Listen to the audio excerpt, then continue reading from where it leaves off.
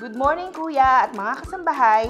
Isa na namang panibagong recipe ang aming ituturo sa inyo na tsak na masarap at pasok sa budget nating mga mommies. Samahan niyo po ako ngayon sa ating episode sa Bread and Butter! Ito ang mga kailangan para sa ating special empanada. For the dough, all-purpose flour 2 kilos, 250 grams whole butter, 4 tablespoons vegetable oil, 1/2 cup sugar, 1 cup cold water. Para naman sa ating filling, 2 cans of tuna, 250 grams na cheese. Sa halip na patatas, gagamit tayo ng sayote, 5 pieces medium size, and 2 pieces onion, and 1 garlic head, and salt and pepper to taste. Plus another for frying, we will be using vegetable oil. Para sa ating procedure, kakailanganin natin ng isang mixing bowl. So dito natin ilalagay ang ating flour, all-purpose flour. Yan ang ating.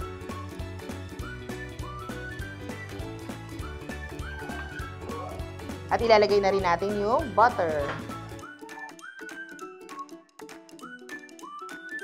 Hand mix lang. And we will add some vegetable oil.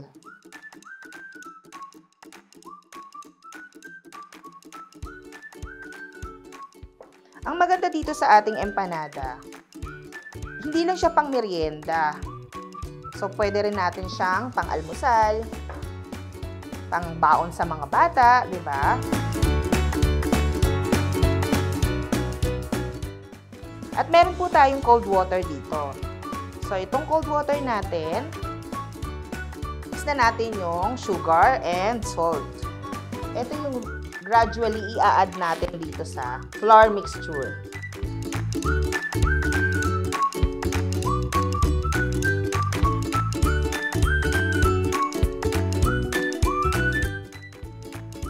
Tsaka natin imamasa. Just enough na mag-bind together yung lahat ng mixture natin.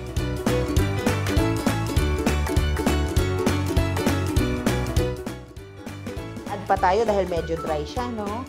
So, titignan niyo po hanggang kung ano yung kailangan na consistency na dapat nating ma-achieve para sa ating dough. Empanada dough.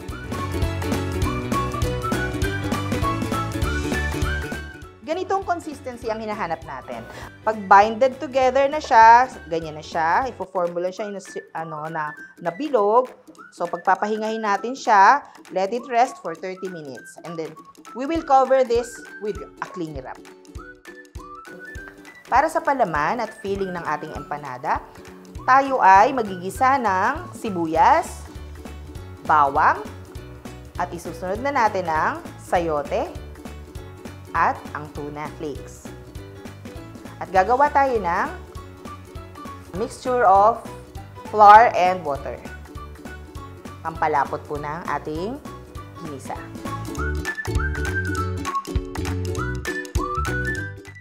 So, yung dough natin kanina, no, pinag-part natin siya ng ganito kalalaki. So, medyo tinansya lang natin to kasi wala naman tayong timbangan, pero ito, kinuha lang natin siya dun sa, just enough na para magkasya tayo dito sa ating molder. So, ifa-flatten lang natin ito, yung mga pin-repair nating dough na bilog-bilog. So, ayan. Dito natin siya ilalagay sa molder. And then, kukuha tayo ng about 1 tablespoon of our filling or yung palaman.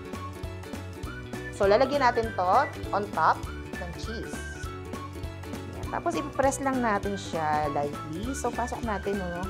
And then, tsaka natin siya ipipress ng ganyan.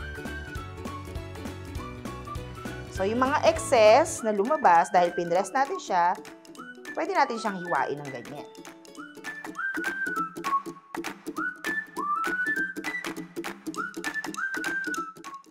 Ganyan na po siya. So, meron na tayong preheated pan dito with our vegetable oil. So, dahil deep fry ito, mas marami tayong vegetable oil na ilalagay. So, ayan, medyo mainit na siya. Ipa-fry na natin isa-isa yung ating prepared na empanada.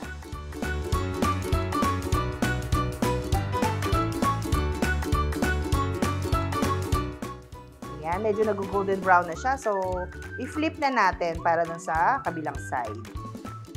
So, napakadali lang, no? Ayan po. Parang ano lang siya 2 minutes on each sides.